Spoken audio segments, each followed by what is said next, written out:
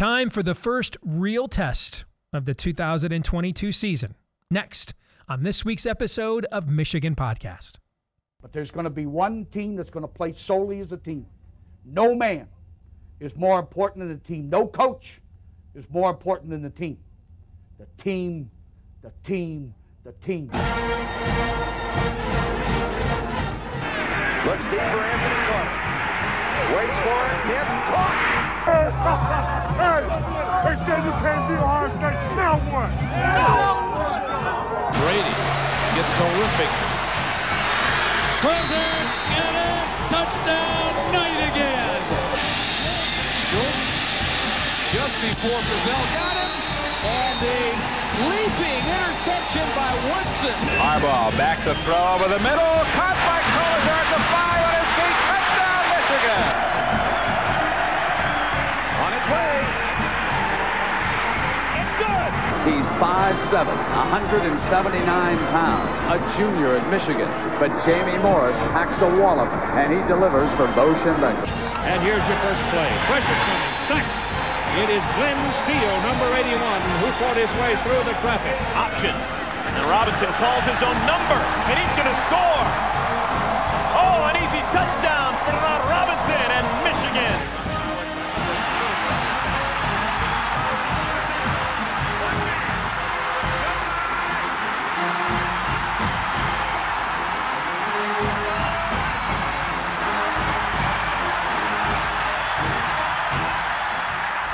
Win it. We're going to win the championship again because we're going to play as a team. And when we play as a team and the old season is over, you and I know it's going to be Michigan again. Michigan.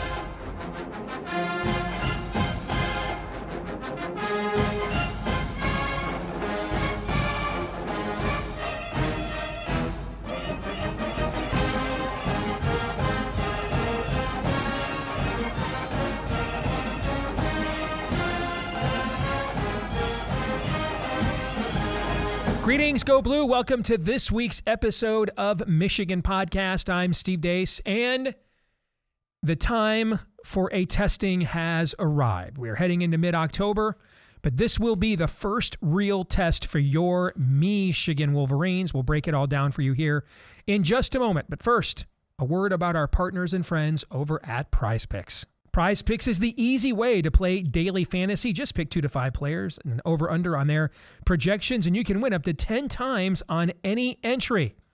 This Michigan football season, I'm going to be making my picks for Michigan games when they provide them, and they have them for this week.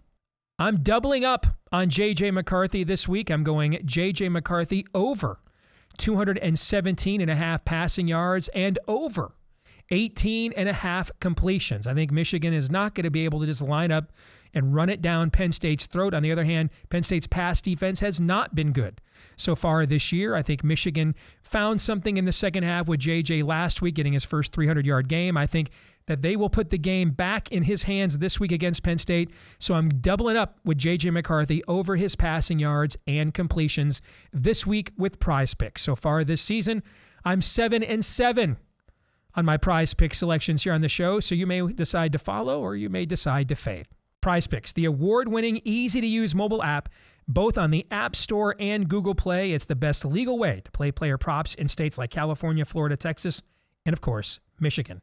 When you download the Prize Picks app today, set up your account, use the promo code Michigan, and you'll get an instant deposit match of up to $100. That's right, download the Prize Picks app today on the Apple App Store, I should say, or Google Play, and then use the promo code Michigan when you sign up, and you'll get an instant deposit match from Prize Picks for up to $100.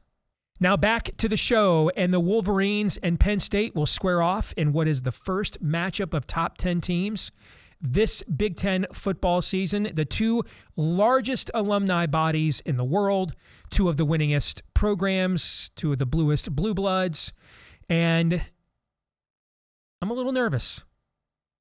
Here's why I'm nervous. Looking at the matchups, I think this game favors Michigan in several different places. But here's why I'm nervous. Call me nuts, but Michigan is power rated over Penn State, especially at home, by about double digits. And those guys out in the desert that know more than absolutely anybody does open this game up at 7. They've got the best power ratings. When I say Michigan is power rated by double digits over Penn State, I'm talking their power ratings. And yet they opened up Penn State at just 7. Early sharp money came in, bet enough on Penn State to move the line down to 6.5. That has me a little bit concerned. Now, if it weren't for that, here's why I'm confident.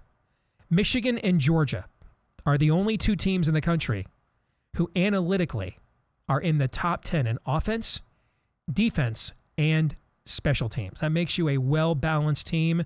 That makes you very difficult to beat. Because on any given Saturday, especially against a good team like Penn State, you're not going to have all 3 of those things cranking. But it's also unlikely that all 3 of those things will faceplant as well. You look at what Michigan has discovered in the passing game with J.J. McCarthy. Penn State's pass defense this year has not been good. Well, Steve, Penn State's played a lot more difficult schedule. I mean, Michigan's schedule strength is 110th. It's not good. But Penn State's schedule strength is only 70th. It's not that great either. Hey, nice win at Auburn. Any win on the road in the SEC is good, but Auburn is clearly the worst team in the SEC, not named Vanderbilt. That program is in disarray right now. Struggled with Central Michigan, struggled with Northwestern. The only big name coach with a worse record on the road against ranked teams than Jim Harbaugh is, well, James Franklin.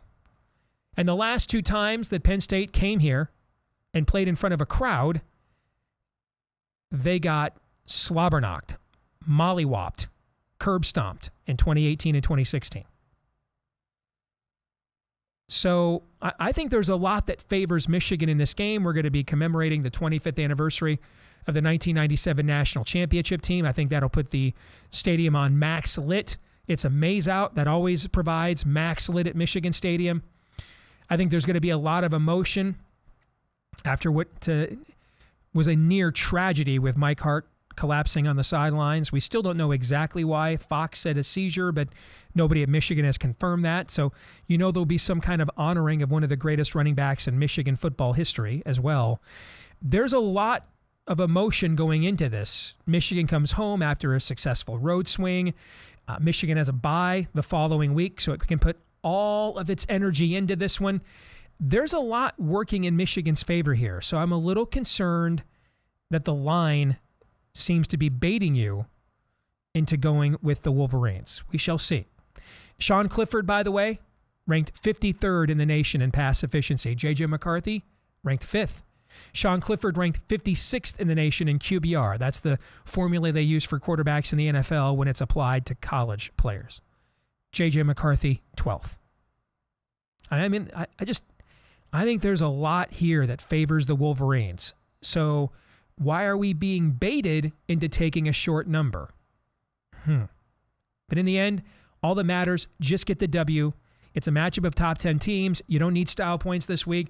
Don't have to worry about margin this week. The only margin that matters is, did you have one more point than the Nittany Lions at the end of the game come Saturday? But it's a big moment. Michigan, if they lose, has 2 weeks to think about it, and then will be heavily favored in the next 4 games. Michigan State, Rutgers, Nebraska, and Illinois. Michigan will be double-digit plus favorites in all of those games, likely looking at being 10-1 at worst going into Columbus at the end of the year.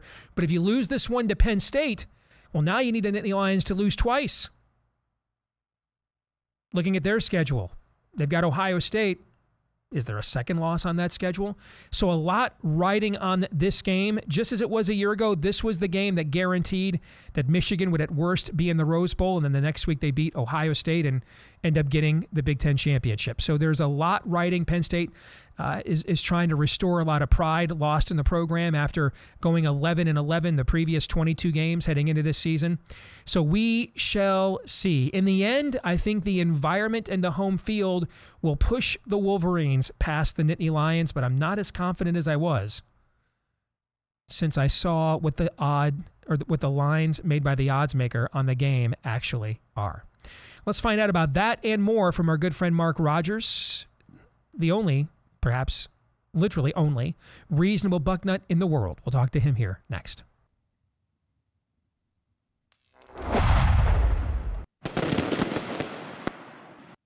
Time now for the 10-Minute War here on Michigan Podcast, which means we bring in our good friend and maybe the world's one and only, somewhat at least, reasonable Buckeye fan. His name is Mark Rogers. He himself has a great channel right here on YouTube, The Voice of College Football. Make sure you're checking it out to get complete coverage of the greatest game ever invented, correspondents, stringers from really every major program in the country. That's what they do year-round. It is good to see you again, my friend, and Michigan heads into its biggest game of the year, maybe so far, maybe second biggest game of the season until we get to the game at the end of the year.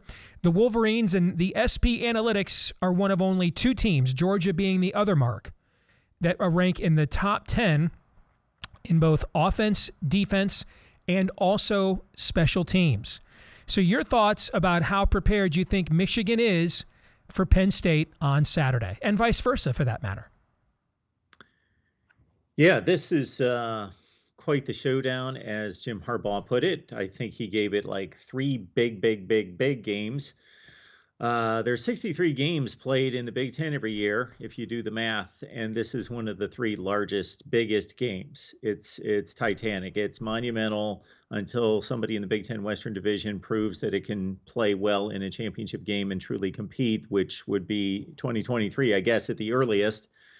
This is one of the three games that counts in this conference. And a couple things that come to mind would be, we've got two coaches that have historically struggled in top 10 matchups, mostly on the road, though. So that puts James Franklin in that hot seat right now, coming to Ann Arbor as roughly a 7-point underdog. So we have a quarterback situation with J.J. McCarthy and with Sean Clifford, where you've got almost, for those detractors in the Penn State camp of Sean Clifford, and I tend to be more of a Sean Clifford apologist, it's almost a J.J. McCarthy, Cade McNamara type situation where Drew Allar's waiting in the wings, and he has shown us brief glimpses, nowhere close to what J.J. had showed us with his opportunities, but that they may not be playing the best or the most talented quarterback, but for right now, it's Sean Clifford. The Penn State running game, I'm going to draw that as the biggest difference between what we have seen out of Penn State in recent years versus what they may be bringing to the big house on Saturday, and save the one dynamic NFL first rounder in Saquon Barkley as being kind of the aberration, just an offense unto himself. The combination of offensive line and the two young backs that they have in Katron Allen and Nicholas Singleton, that this might be the best potentially the best Penn State ground attack that we've seen since Joe Pa was around. And so I think that's going to be a key factor in this game, as well as on the Michigan side. They just don't have the capability of running the ball. They have the capability of running the ball against anyone. When you rack up close to 200 yards against Iowa's rush defense, then that means you can do it against anyone. And even when they know you're going to run the football, and Blake Corum and the offensive line on that side has been that good.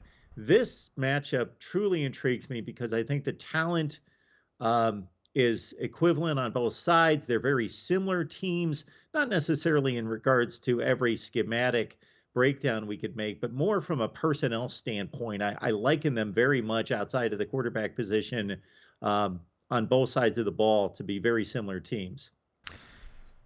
Yeah, for J.J. McCarthy, you've mentioned him. He is 5th in the country right now in passer rating. Sean Clifford is 53rd. He is 12th in the country right now in QBR, and that is where you apply the NFL, metric of rating quarterbacks to collegiate quarterbacks. He's 12th in the country. Sean Clifford is 56th, and I think where that stat is meaningful is the QBR is more favorable to quarterbacks that run. And although J.J. is a very mobile quarterback, Michigan has not asked him to run that much, particularly since Cade went out, because they are worried about him taking hits, where that is a key feature for Sean Clifford, particularly on 3rd and 3, 3rd and 4, for him to turn that into a running play with his legs. Do those numbers tell you anything or nothing? Well, the QBR, in addition to what you just pointed out, I think is a much more valid statistic because it relates the success of a play to the game situation. So if you throw a 3-yard pass, what does that mean? Well, in the pass efficiency stat, it doesn't matter what the situation is. It's Right. a 3-yard completion. Well, if you just threw a 3-yard touchdown pass to win the football game, and that's a highly successful play versus it being 3rd and 22 and you threw a 3-yard completion. So the QBR to me is much more valid statistic. Yeah, there's no comparison between these two players in regards to their physical skills. And Sean Clifford has somewhat routinely made a couple bad plays that his team has had to overcome. We saw it against Purdue, where not just the pick 6 with about 6 or 7 minutes left in the game that seemingly lost the game for Penn State, but he had 3 or 4 consecutive drives that I went back and looked at before he put the drive together that won the game, and he somehow pulled it all together and threw some really good balls on that final drive. But he had 4 consecutive drives where he was just missing guys and he was just out to lunch. And he can't have that kind of stretch, most likely can't have that kind of stretch against Michigan, and he is prone to that. You got to think, don't you, Mark, both teams are going to have similar game plans here. I mean, Indiana last week, I kept waiting for Iowa to do this. I know it is not characteristic for them to get outside of their base system. It's one of the things that's both adorable or endearing, maybe is a better word, both endearing and frustrating for Hawkeye fans and their opponents, is they don't change their scheme or system for nobody, regardless, unless it's a dramatic situation in a game.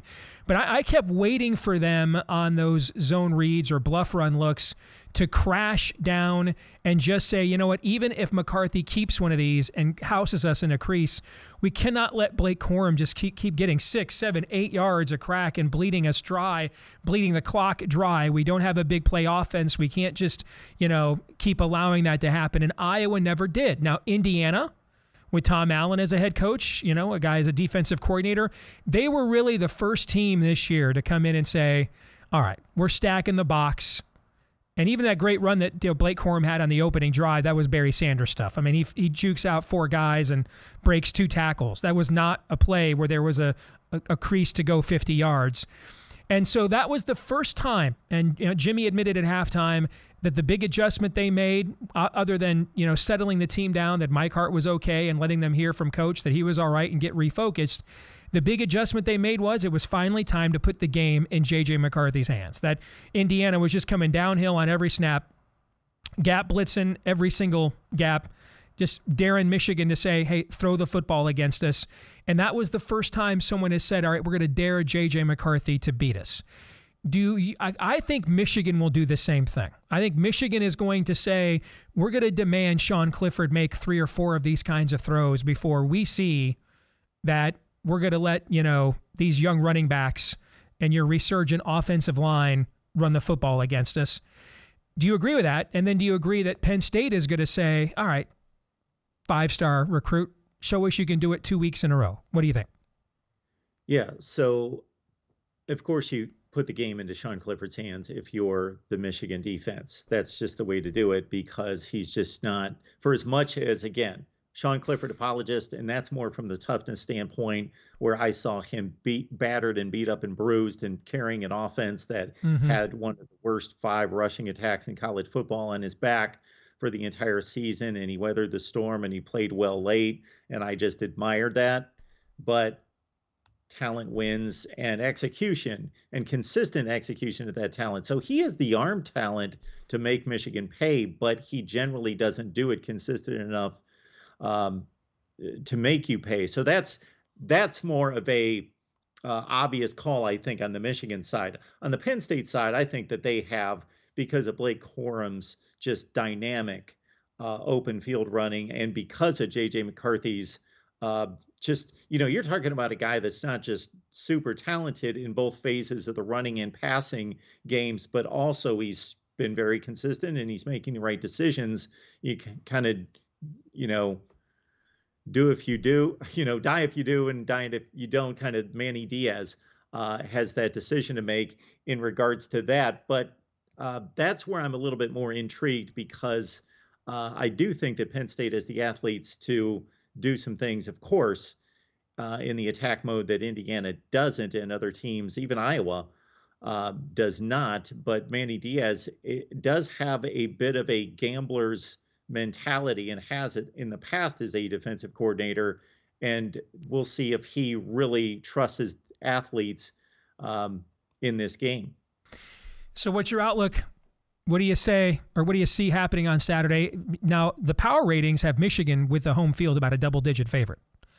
What I find fascinating is the odds makers open the game at 7 in clear violation of their own power ratings.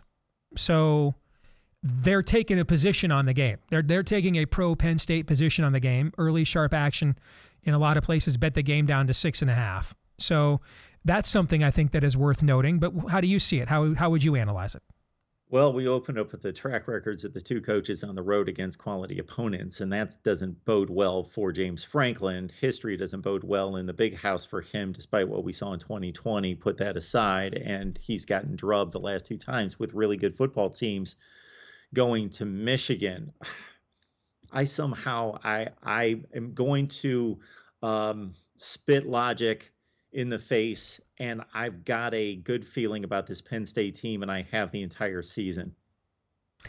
By the way, it'll also be the 25th anniversary commemoration of the 1997 national championship team. A lot of those guys will be back in town, and May's out as well for Michigan. And then you have to think, with the Mike Hart thing. I mean, Michigan's playing every emotional angle in this game possible. So we'll see, but we'll see what kind of an atmosphere that presents for the Nittany Lions come noon on Saturday. Good to see you as always, my friend. Hope you're wrong, but appreciate you. Thank you. I appreciate it, Steve. We'll see you next time. This week's Twitter poll results, we asked you, what long injured player does Michigan need most need back for the second half of the season? I included Trente Jones, who just got hurt, because Harbaugh is saying high ankle sprain, and that's going to be a few weeks. Overwhelmingly, Nakai Hill-Green, 47% of you voted for him. That would have been my vote. Apparently, you've been watching our linebackers this year, so you made the right vote. 30% for Eric All, 13% for Cade McNamara, 10% for the aforementioned Trente Jones. Our feedback of the week this week, Kevin Everard, I think that's how that's pronounced. Do you think Michigan could go 11-1 and miss out on the Big Ten East but still make the college football playoff? Well, ESPN's FPI this week gives Michigan almost twice as good odds of making the playoffs as it does of winning the Big Ten. So, yes, I do think it's possible. Now, I also think you're looking at the increasing likelihood that a UCLA or a USC is a one-loss champion out of the Pac-12, the increasing likelihood that Clemson is at worst a one-loss champion out of the ACC, and they're going to take a one-loss power conference champion over a one-loss team that didn't win its division, particularly with Michigan lacking some marquee non-conference victory to hang its hat on. But I don't think those chances are as good now as I thought maybe before the season, because I think Clemson and USC and UCLA have turned out to be a little bit better than I thought they were going to be before the season. But I do think there are better than nothing chances. If it's, say it's 2006 all over again. Michigan and Ohio State are 1-2 in the country, and it's 42-39. Michigan, almost in the BCS era, got a second crack at the national championship. They finished third. I could certainly see in that scenario Michigan get one of those chances, but I still think they would need for there to not be a one-loss power conference champion in that scenario. Here's a better idea. Just go win that cotton-picking thing and you don't have to worry about it. That's what we did last year. But good question. That'll do it for this week's episode of Michigan Podcast. We'll be back again next week with a full review of the first half of the season heading into the bye and where things stand coming down the stretch here of the maize and blue season. Don't forget to like, rate, subscribe, 5-star review, share, follow, whichever applies, wherever, however you watch or listen, like right here on YouTube or you listen on iTunes, Stitcher, etc. Help us to find more Michigan fans just like you. And don't forget to follow us on Twitter in between episodes at Michigan Podcast as well. Until the next time, let's hope we're doing this next week 7-0. I'm Steve Deace. Go Blue.